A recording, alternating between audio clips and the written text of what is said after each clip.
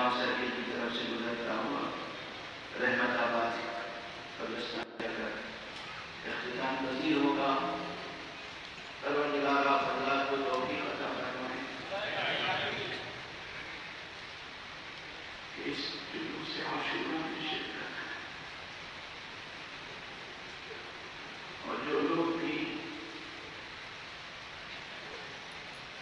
جلوس عزائے روز عاشوراء کا اہتمام کرتے ہیں، جو جس کیپیسٹی میں بھی جس قدر سرکار شہداء کے لیے خدمت کرتا ہے، کوشش کرتا ہے، پروردگار سے جزائے خیر عطا فرمائے۔ چاہے وہ امام بارگاہوں کے ٹرسٹیز ہوں، انجمنوں کے ذمہ داران ہوں، سماجی اور سیاسی کارکنان ہوں، یا حکومتی اداروں کے لوگ ہوں، پولیس کے لوگ ہوں، پروردگار ان سب کو جزائے خیر عطا فرمائے۔ آج 8 محرم گزر گئی۔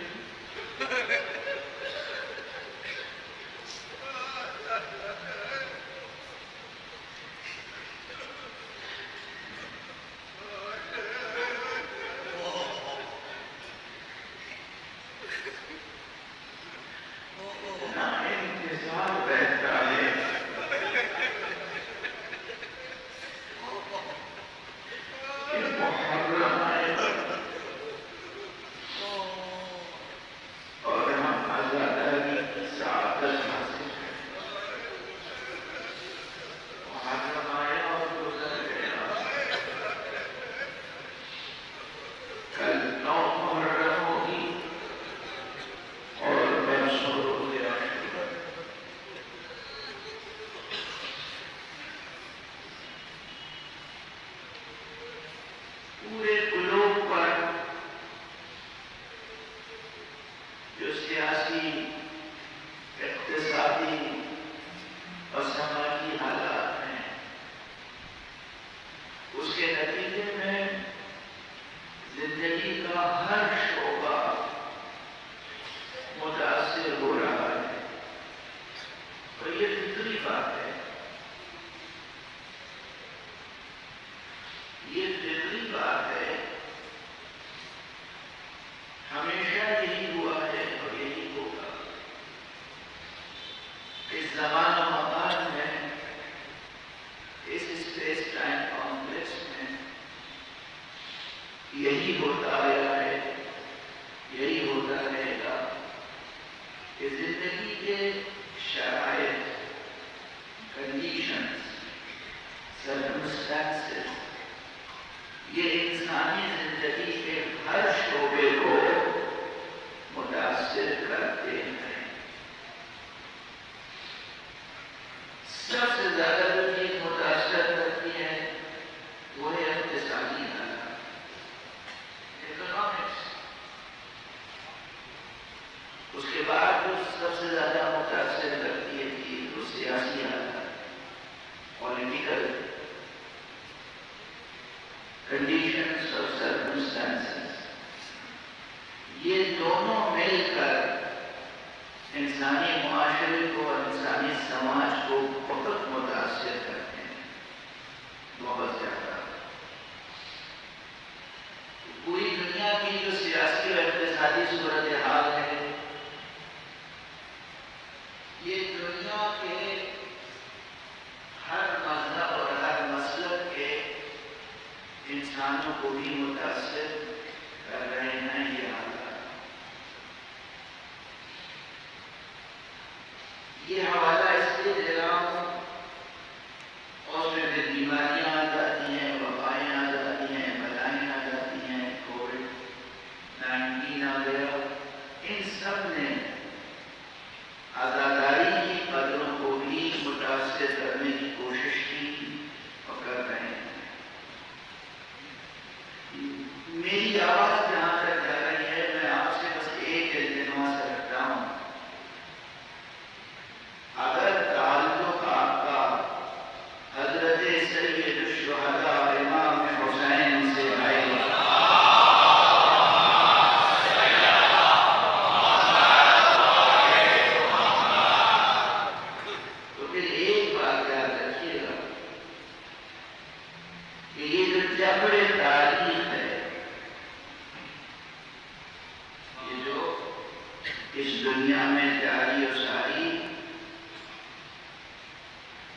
میٹیریل ڈائلیکٹسزم ہے، یہ جو جبر تاریخ ہے، یہ جو جبر زمان و مکان ہے، یہ جو مادی حالات کا جبر ہے، اس کے آگے مجبور ہو جانا کسی حسینی کو زیب نہیں دیتا۔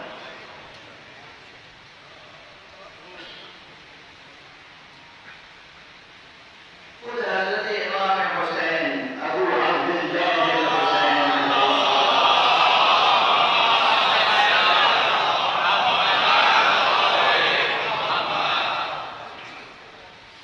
اگر جبر تاریخ کے فلسفے کو ہم قبول کر لیں، یعنی ہم کچھ نہیں کر سکتے، جو حالات میں ہیں ہم ان حالات کے ساتھ ہی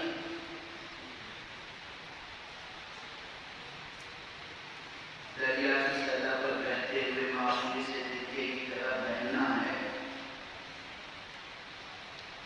اگر ہم یہ سمجھ لیں تو پھر ہرگز ہم پیرو حضرت سید الشہداء علیہ الصلوۃ والسلام نہیں کہلا سکتے، کیونکہ اس وقت جو میں کہتا ہوں چاہے توحید اور الہیات کے چیپٹرز ہوں اور چاہے انسانی زندگی کے کسی بھی شعبے سے متعلق باتیں ہوں، میں نے کہا نا کہ پوری انسانیت میں یہ 5 انوار جو ہیں یہ اللہ کی حجت ہیں، اللہ کی سب سے بڑی آیت ہیں، یہ ہیں آفتاب افلاک ہدایت۔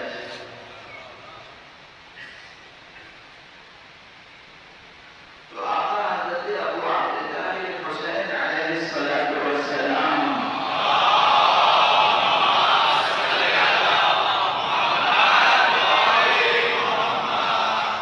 مثال بہت روشن ہے۔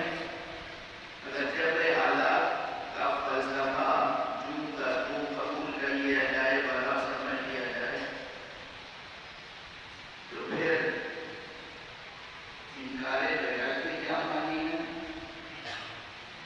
پھر قیام کربلا کے کیا معنی ہے؟ حالات کیا کہہ رہے تھے؟ جبر سیاسی کیا تھا؟ اقتصادی حالات کیا تھے؟ سماجی حالات کیا تھے؟ ان تمام حالات کے مقابلے میں تنہا حضرت امام ابو عبداللہ حسین کا کھڑا ہونا اور کامیاب ہونا، یہ یاد رکھیے گا دونوں جملے، ہرگز اس مغالطے میں نہ آ جائیں کہ امام تو بظاہر شکست کھا گئے، نہ ہمارے امام بظاہر شکست کھا گئے تھے، نہ بباطن، بظاہر بھی باطل حسین تھے، بباطن بھی باطل حسین۔ امام کا قیام کرنا، امام کا کھڑا ہونا اور کامیاب ہونا اس ناقص مادی جدلیاتی فلسفے کی رد کے لیے کافی ہے کہ دیکھو پوری دنیا ایک طرف ہو جائے، حالات کچھ بھی ہو، سیاست کا رخ کچھ بھی ہو، اگر انسان توحید حق سمجھی کے ساتھ جڑا ہوا ہو، دل میں چراغ توحید روشن ہو، انسان میں حریت ہو، آزادی ہو، انسان کے اندر حمیت ہو، غیرت ہو، انسان کے اندر عزم ہو،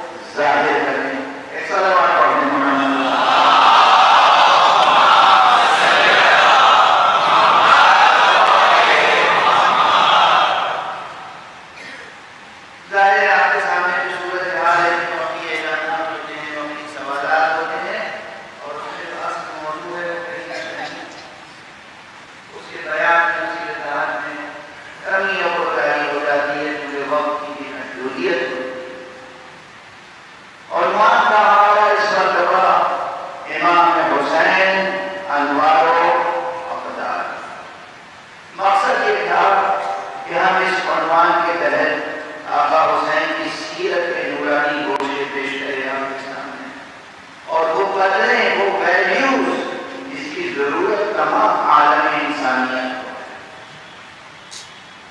صرف شیعوں کو نہیں ہے، صرف سنیوں کو نہیں ہے، صرف مسلمانوں کو نہیں ہے، تمام عالم انسانیت کے لیے حضرت سید الشہداء ابو عبد اللہ حسین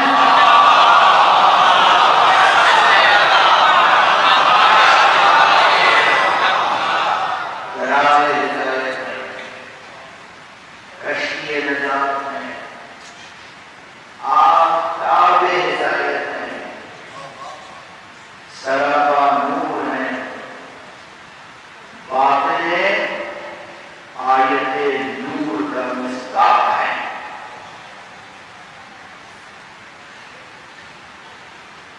جس بات کا مجھے پہلے سے خیال تھا اور ظاہر بھی کر چکا تھا کہ آیت نور کی تفسیر بھی شاید مکمل نہ ہو پائے گی، اور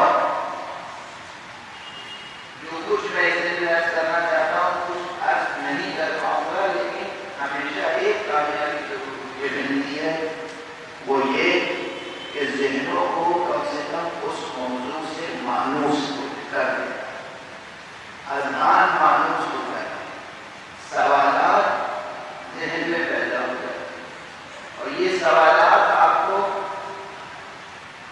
اس دروازے سے جوڑے رکھتے ہیں کہ جس دروازے سے ہر سوال کا جواب ملتا ہے۔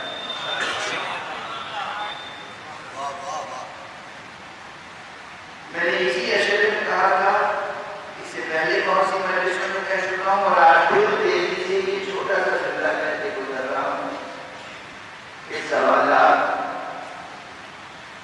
کہیں بازار میں نہیں ملتے، سوالات تو ذہن میں پیدا ہوتے ہیں، خود بخود پیدا ہوتے ہیں، اور یہ لطف سے برباد جلال ہے۔ اس سے پہلے ایک مثال دی تھی میں نے بھوک کی، جسم میں بھوک پیدا ہوتی ہے جب جسم کو مزید طاقت کی ضرورت ہوتی ہے، غذا۔ اسی طرح روح میں جب علم کی ضرورت ہوتی ہے تو سوال پیدا ہوتا ہے، کیونکہ علم غذائے روح ہے، علم ہی غذائے روح ہے، علم ہی غذائے روح ہے۔ روح کی غذا کچھ نہیں ہے سوائے علم۔ جسم عناصر خاکی سے بنا ہے تو اس جسم کی غذا خاک سے رویدہ ہوتی ہے، اس جسم کی غذا زمین سے پیدا ہوتی ہے۔ روح عناصر خاک سے نہیں بنی ہے، روح امر ربی ہے، تو روح کی غذا بھی ادھر سے نازل ہوتی ہے۔ اسی لیے روح کی آبیاری کے لیے، روح کی سیرابی کے لیے، روح کے تغذیے کے لیے، روح کی تقویت کے لیے پروردگار عالم نے جو ہدایت کا نظام قائم کیا ہے، ہدایت کا نظام، اس ہدایت کے نظام کو اس استعاراتی اسلوب میں بیان کیا ہے، وہ ہدایت نور۔ اور اس نقطے پر مختلف مذاہب اور مسالک کے لوگوں میں اختلاف نہیں ہے۔ میں نے آج بھی مطالعہ کیا، بہت سی تفسیروں کا مطالعہ کیا، شیعہ مسلمین کی تفسیریں ہوں یا اہل سنت علماء کی تفسیریں ہوں سورہ نور کی، اکثر مفسرین اس اگر اجماع حاصل کریں، اکثر مفسرین اس بات کے اشارہ کرتے ہیں بلکہ صراحت کرتے ہیں کہ مراد اس آیت نور میں ہدایت الہیہ ہے، اللہ کی ہدایت کا جو نظام ہے وہ بڑا نورانی نظام ہے۔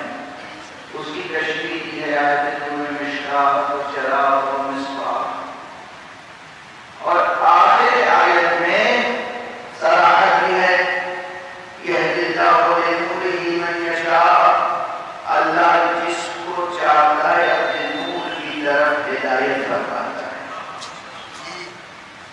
یہاں ایک نقطہ ہے، اللہ جسے چاہتا ہے اپنے نور کی طرف اس کی ہدایت کرتا ہے.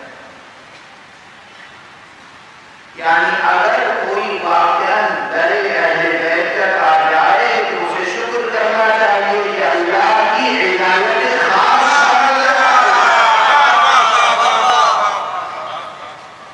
اگر اللہ کی ہدایت خاص شامل حال نہ ہوتی تو اس خانہ نور کی طرف ہدایت کیسے حاصل ہوتی؟ اس میں خاص توحید الہی شامل ہوتی ہے. یہدی اللہ لنورہ من یشاء، اللہ ہدایت فرماتا ہے اپنے نور کی طرف، یعنی اپنی جانب سے بھیجے جانے والے ہادی کی طرف. اور نور کیا ہے؟ اللہ ہدایت کرتا ہے سورج کی طرف، اللہ ہدایت کرتا ہے چاند کی طرف، بدر کامل کی طرف. اللہ نور ہی، اللہ ہدایت فرماتا ہے اپنے نور کی طرف من یشاء، جسے وہ چاہتا ہے، جسے وہ چاہتا ہے ہدایت فرماتا ہے. یہاں علی کیا کرو قادر کی طرف ذہن عالی نہ جائے. یہاں پوشیدہ دو چیزیں، ایک قاعدہ اور ایک مصلحت و توفیق. اللہ نے خلق اس لیے کیا ہم نے اللہ کو، سب کو، اس کائنات کو، کہ اس کے فیض کا تقاضا تھا. یہ لفظ یاد رکھیے گا، میں کبھی کبھی کلیمی لفظ حوالے کر دیتا ہوں کیونکہ ہر لفظ ذہن میں جو تفصیلی بیان ہے نا علمی، وہ بیان وقت کے سانچے میں اسے فشردہ کر کے پیش کرنا مشکل ہوتا ہے کبھی کبھی. تو یاد رکھیے کہ جیسے اس سے پہلے آج دن میں بھی پڑھا، اس سے پہلے بھی پڑھا تھا، اور آپ کے سامنے بھی تیزی سے دوہرا ہوں اس توقع کے ساتھ کہ پہلے سے آپ کو یاد ہوگا. یہ چیز آپ کو یاد ہو جانی چاہیے، ایک ہو جانی چاہیے. اب دیکھیں یاد ہے یا نہیں، زبان جواب دے گی. قرآن مجید کے بارے میں اگر میں پوچھوں کہ قرآن مجید اگر ایک کتاب ہے تو اس کا موضوع کیا ہے، سبجیکٹ کیا ہے، ایک لفظ ہے.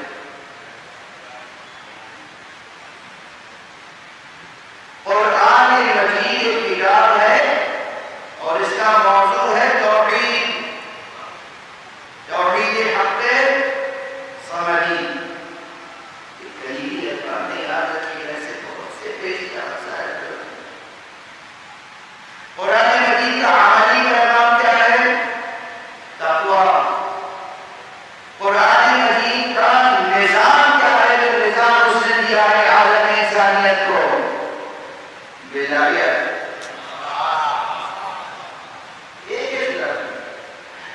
قرآن مجید نے تمام انسانوں کو جو کلچر سکھایا ہے، وہ کلچر کون سا ہے؟ وہ کلچر ہے محبت اور مودت کا. قرآن مجید پڑھنے کے بعد کہیں نفرتیں پنپ نہیں سکتی. قرآن تعلیمات نفرتوں کو مٹاتی ہے، محبتوں کو پروان چڑھاتی ہے. تمام انسان سنیں اس مسئلہ کو مذہب کے لیے ہوں. اب چند الفاظ اسی طرح ایک ایک لفظ یاد رکھیں گے نا، یہ چیلنج ہے. ایک ایک لفظ یاد رکھیں گے اس وقت کا، تو گویا ریلیجس سائنسز کی ایک ایک برانچ پر آپ کی گرفت ہو گئی. بڑے بڑے مسئلے جس پر سینکڑوں صفحے لکھے جا چکے ہیں یا لکھے جا سکتے ہیں، وہ آپ کی کھوٹی نہ ہوگی. قرآن کا موضوع توحید، قرآن کا عملی پیغام تقویٰ، قرآن مجید کا نظام سسٹم ولایت. نہ کمیونزم، نہ سوشلزم، نہ کیپٹلزم، ولایت۔ اس وقت پوری دنیا میں کیپٹلزم کی حکمرانی ہے تقریباً۔ ہم اس دن کے منتظر ہیں جب پوری دنیا میں ولایت کی حکمرانی ہوگی۔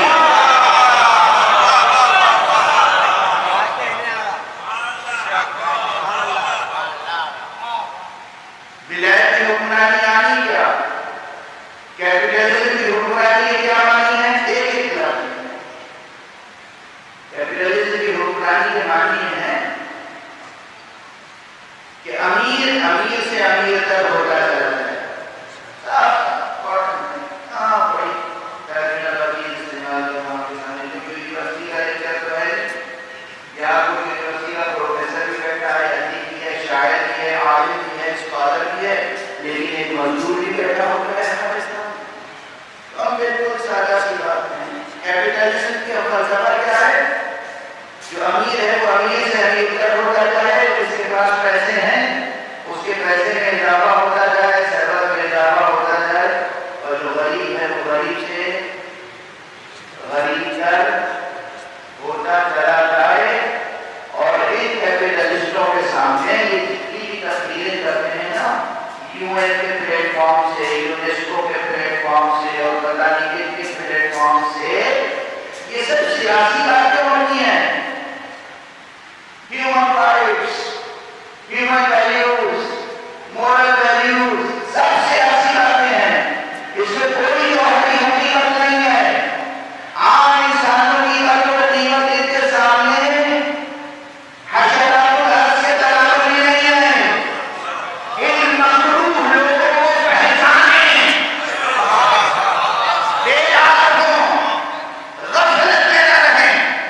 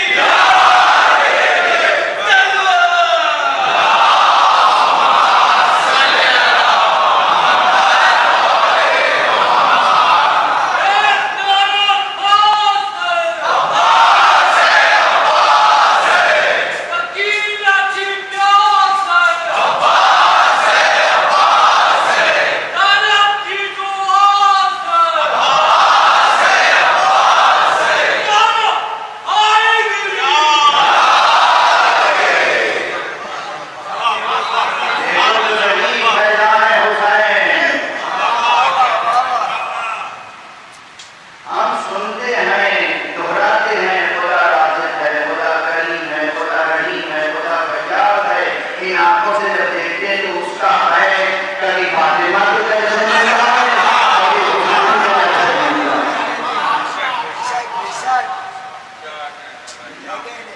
پانی ہے، پانی ہے سب. یہ تو زندہ معجزہ ہے سب کے لیے. کربلا کے پیاسوں کا زندہ معجزہ. ساری دنیا میں سبیلیں رکھتی ہیں. میں ایک سبیل لگانے والوں کو بھی سلام کرتا ہوں، دعائیں دیتا ہوں. میرا تو دل چاہتا ہے کہ ان کی حوصلہ افزائی کے لیے ہر سبیل پر جا کر خود حاضری کو توڑ دے. اپنے ہاتھ سے راستے میں گزرنے والوں کو میں پانی پلاؤں، شربت پلاؤں، ان کی خدمت کروں، چاہے وہ اس مذہب کے بھی ہوں، اور بتاؤں کہ دیکھو یہ پیو حسین کو یاد رکھے.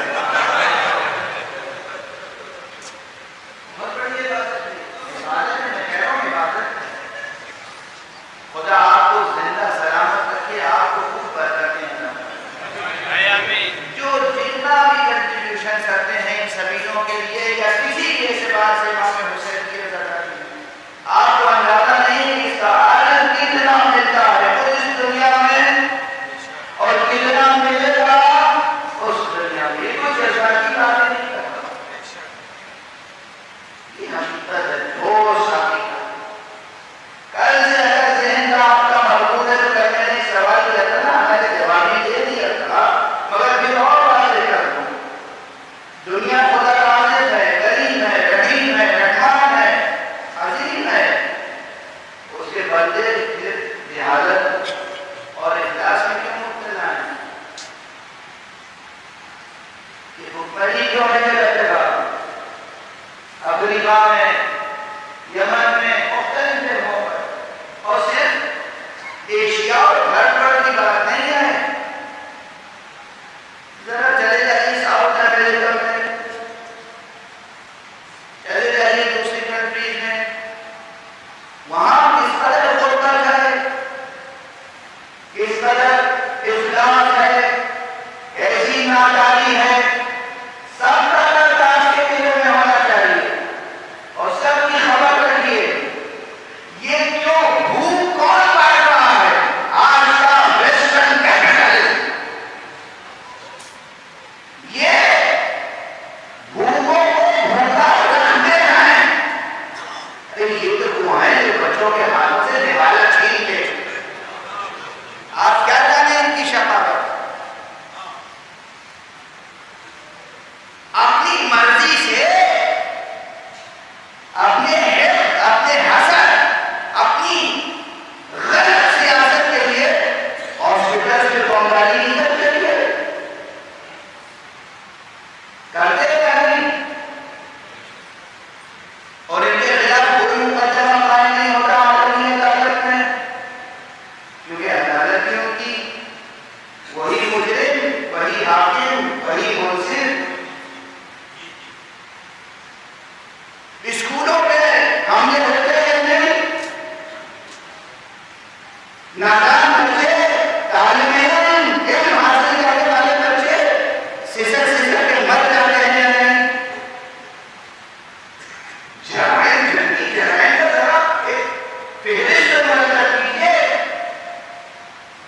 اور پھر اندازہ لگائیے کہ اس دنیا کا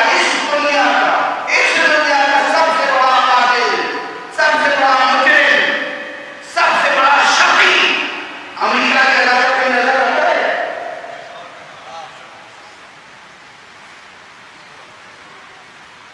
میں سیاست سے کوئی تعلق نہیں رکھتا. میں تو جب ایک غریب کو ایڑیاں لگاتے ہوئے دیکھتا ہوں تو دل میں آتا ہے. جب ایک بھوکے کو دیکھتا ہوں تو دل میں تکلیف پیدا ہوتی ہے. یہ جو ویسٹرن کیپٹلزم ہے وہ اس سب کے اوپر جو حضرت شیطان اکبر ہیں امریکہ صاحب، ان کی کیا پالیسیاں ہیں؟ دوسرا ملک پنپتا ہوا یہ اچھا نہیں لگتا. دوسرے معاہدے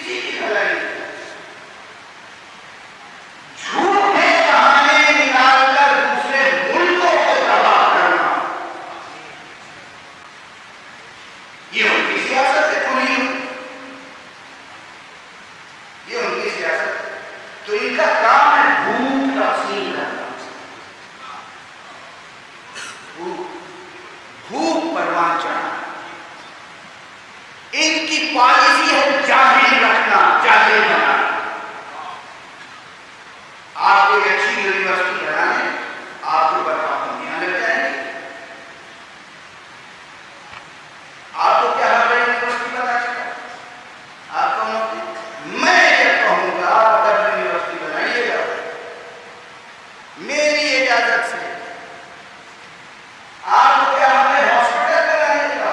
میں یہ کہوں گا میری اجازت سے، میری ہدایت میں ہاسپٹل بنے گے. سمجھ رہے ہیں آپ؟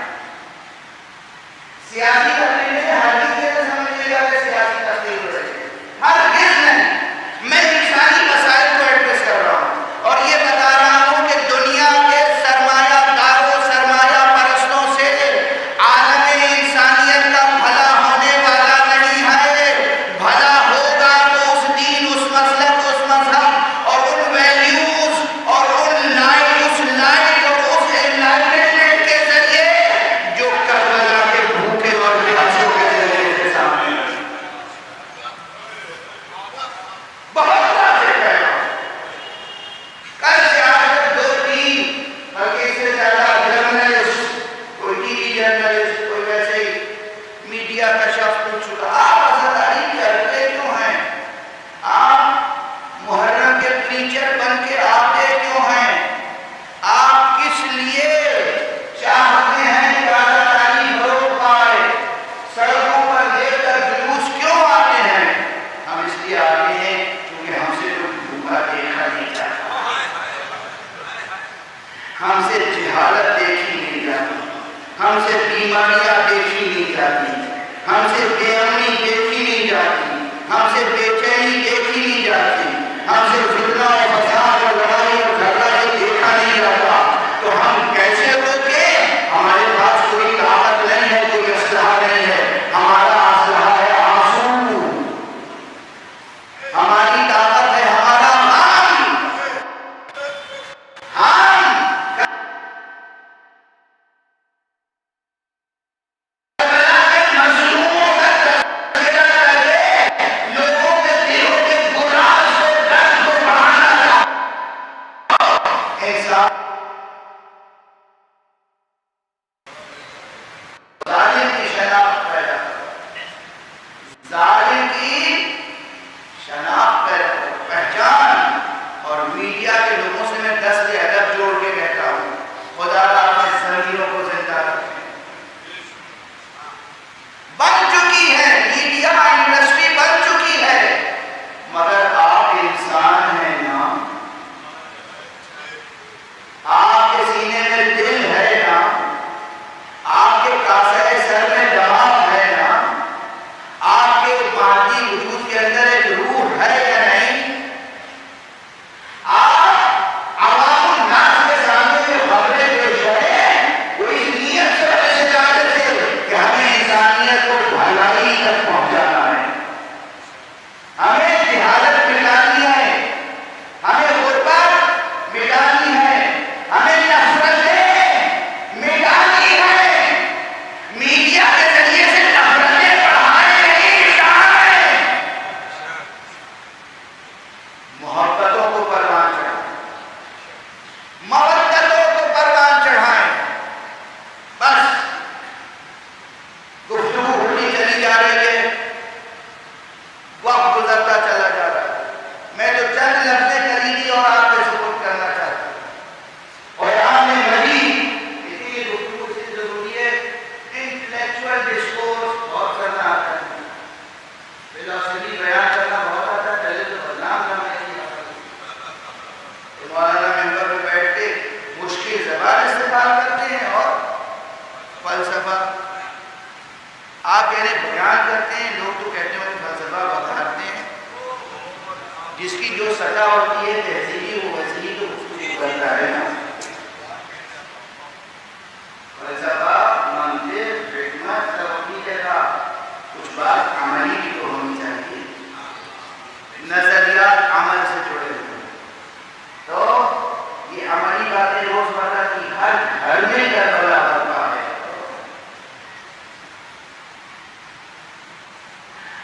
جدید شعراء کیا کہیں گے جو ہمارے کلاسیکی شاعر کہہ گئے ہیں؟ لکھنؤ دبستان کے بانیوں میں، لکھنؤ دبستان کے حضرت شیخ امام بخش ناصر لکھنوی، ناصر لکھنوی نے چھوٹی بہن ایسی کو بڑی شعر کہا ہے. زمانے کے ستم سے روز نازے. یہ لگتا ہے کہ 200 برس پرانا شاعر بول رہا ہے. زمانے کے ستم سے روز نازے نہیں ایک کربلا ہے اور نہیں.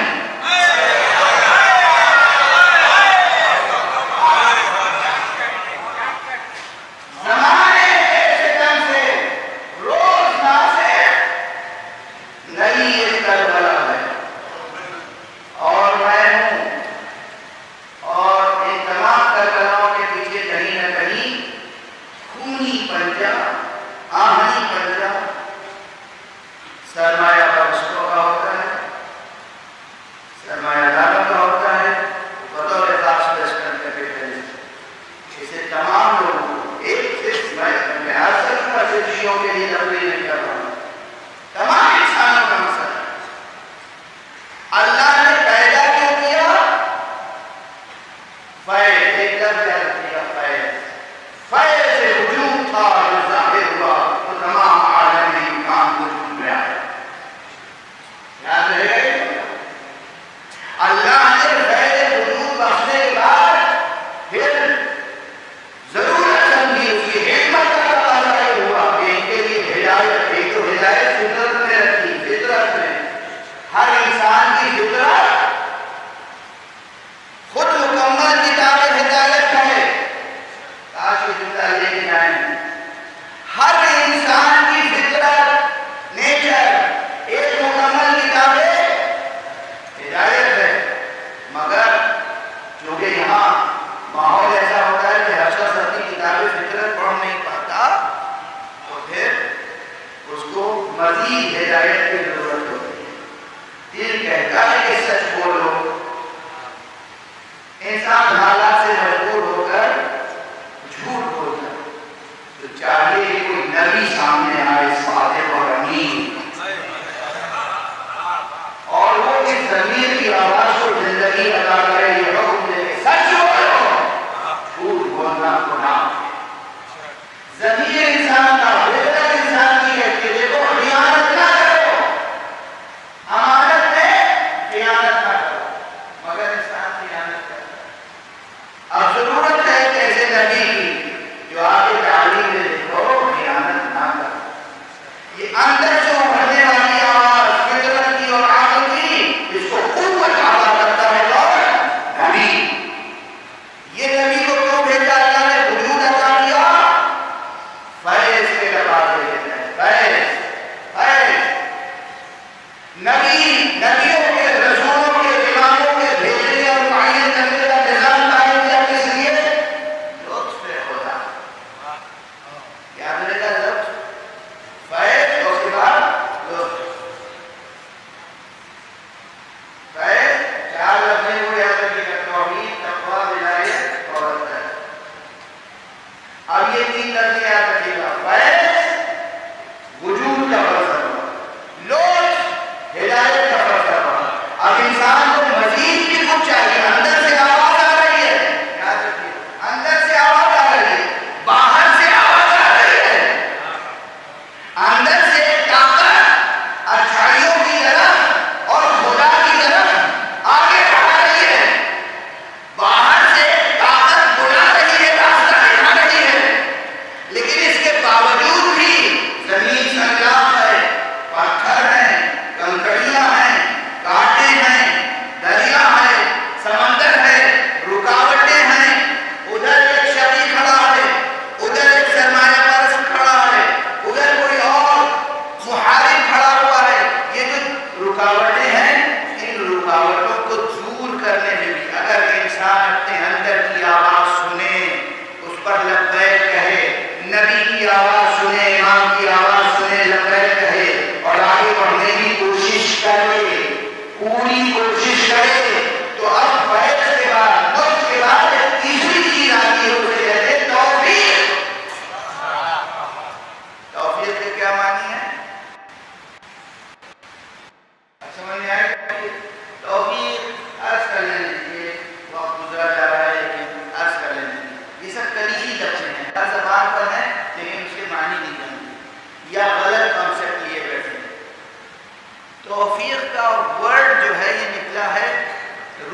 ہے اس کا واو فے قاف وفق.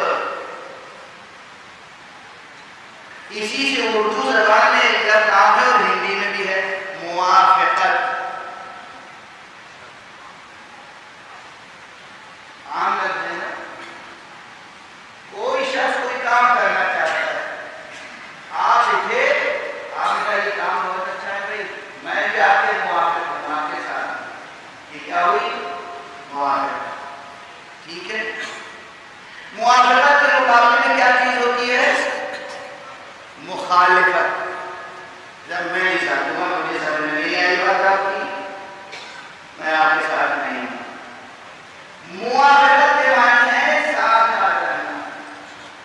اب چونکہ وقت نہیں ہے اس لیے ایک جملے لیتے ہیں. اب توفیق جو ہے نا, وجود جو عطا کیا اللہ نے بتقاضا ہے, ہدایت کا نظام قائم کیا بقاعدہ ہے, جو اس کے بعد بھی نہیں چھوڑا, اور توفیق کا نظام رکھا کہ جب انسان دل سے کوئی نیک کام کرنا چاہتا ہے تو اللہ اپنی مشیت سے, اپنے لطف سے, اپنے کرم سے, اپنے اختیارات سے تمام حالات کو اس کے موافق بنا دیتا ہے.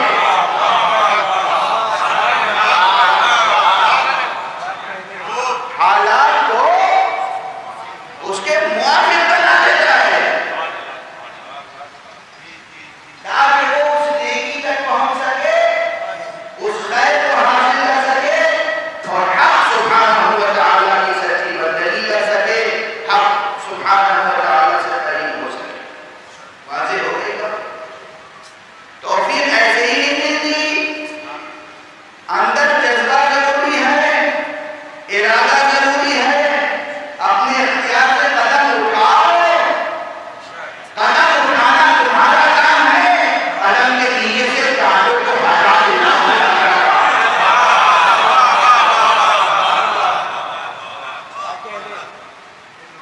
سمجھ میں آئے توفیق؟ واضح ہے توفیق. ارادہ, اختیار, کوشش, نیت صادقانہ, تو پھر اللہ کی طرف سے رکاوٹیں ہیں. وقت ختم ہو گیا. ایک جملے میں یہ فلسفہ بھی سمجھ میں آ جائے گا اور آپ مسائل کی طرف متوجہ ہو جائیں. بہت سی باتیں تھی ہے. حبیب کوفے میں تھے, آقا حسین کربلا پہنچ گئے تھے. کوفے میں پورا حصار تھا, کوئی اپنے گھر سے نکلنے نہ پائے, کوئی حسین تک پہنچنے نہ پائے. حصار تھا, حصار, ناکہ بندی, راستے بند, پہرے. حبیب نے ارادہ کیا,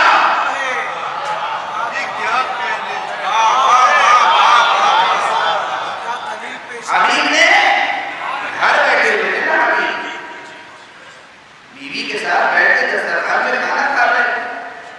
حبیب نے ارادہ کیا, تیاری کی, گھر سے قدم نکالا, اپنے نوکر کو پہلے اپنا گھوڑا سواری کا دے دیا کہ جاؤ گھوڑے کا.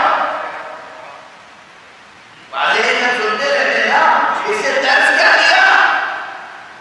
جب حبیب نے ارادہ کر لیا, قدم اٹھا لیا, تو ہر گلی پر پہرے ضرور تھے, مگر کوئی پہرا حبیب کو روک نہ سکا. حبیب کو توفیق حاصل ہوئی.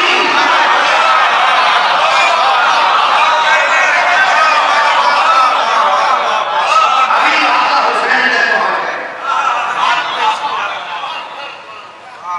حبیب کو توفیق حاصل ہوئی. حبیب آقا حسین تک پہنچ گئے. اور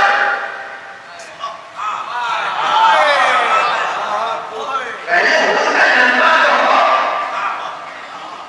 حور نے تجزیہ کیا, نیت کی, ارادہ کیا, تو وہ 30-32 ہزار کا لشکر حور کو روک نہیں سکا حسین تک پہنچنے میں. توفیق, توفیق. حالات ایسے ہو گئے,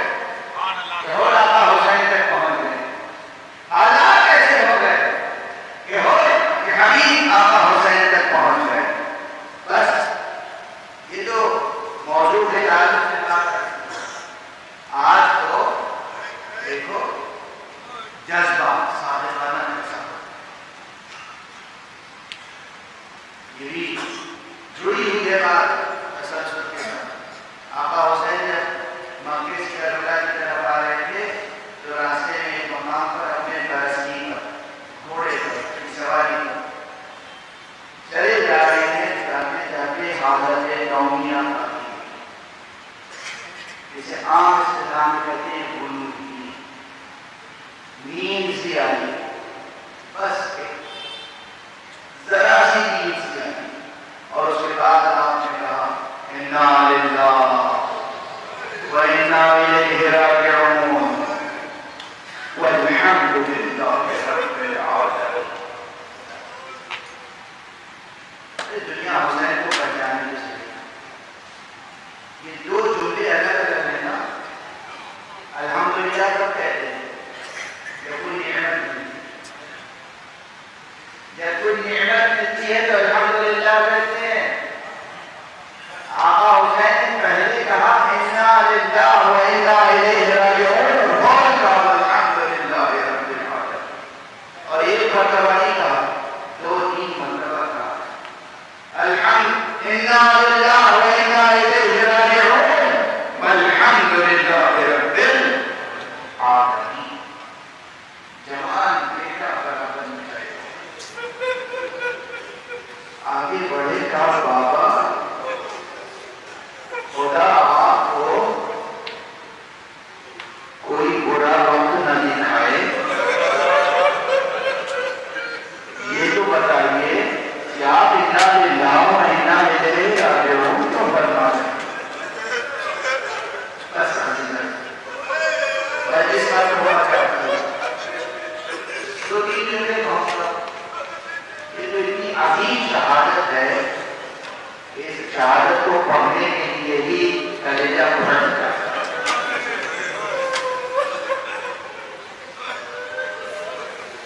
کربلا میں سرکار سید الشہداء خود حضرت سید الشہداء امام حسین کی شہادت کے بعد سب سے بڑی شہادت ہے شہادت شبیہ کربلا۔ شبیہ کربلا بس سوچیں گے، یہ شبیہ کربلا یہ بیٹا تھا، آپ بابا اللہ آپ کو کوئی برا وقت نہ دکھائے، یہ بتائیے اس کو کہنے نے استرجاع کو کیا ہی فرمایا؟ یہ آپ نے اس لیے انا للہ فرمایا اور پھر فوراً الحمدللہ۔ بیٹا ابھی مجھے عام زبان میں کہہ رہا ہوں، ابھی مجھے نیند سی آ گئی تھی، میں نے دیکھا ایک سوار آ رہا ہے ہماری طرف، اور وہ یہ کہہ رہا ہے کہ دیکھو تو یہ قافلہ کس تیزی سے جا رہا ہے، اسی تیزی سے اس کی موت اس کی طرف آ رہی ہے۔ میں سمجھ گیا بیٹا کہ ہماری سنائی گئی ہے، اب ہماری منزل نزدیک ہے، قریب ہے۔ جناب علی اکبر نے سن لی، بس یہ کہا کہ بابا کیا ہم حق پر نہیں ہیں؟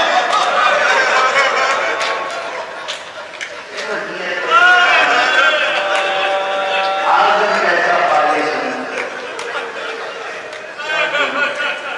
کربلا کو سمجھیں، یعنی جتنا میں اکثر کہتا ہوں کہ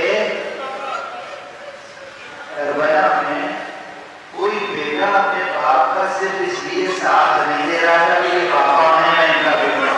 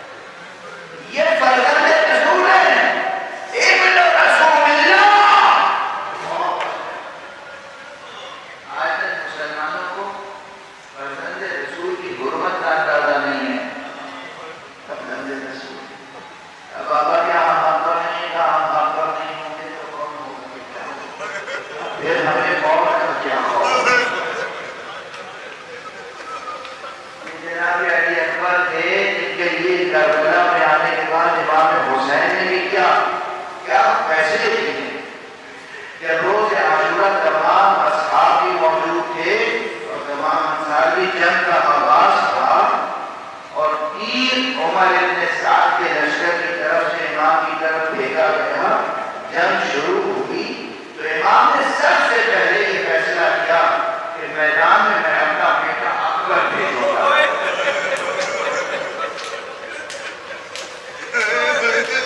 جیسے ہی آپ نے اعلان کیا میدان میں میں سب سے پہلے اپنا بیٹا اکبر بھیجوں گا، اصحاب آگے